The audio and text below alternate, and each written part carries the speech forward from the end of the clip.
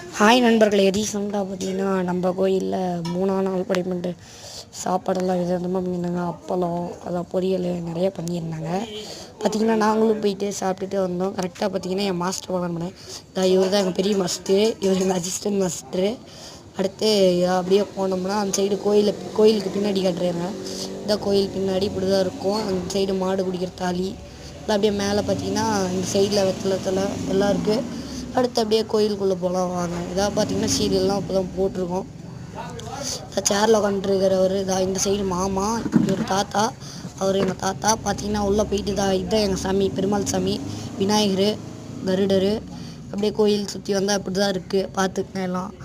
அப்போ தான் பாருங்கள் பின்னாடி அப்படி வச்சுருக்கோம். இது நல்லா இருக்குன்னா லைக் பண்ணுங்கள்.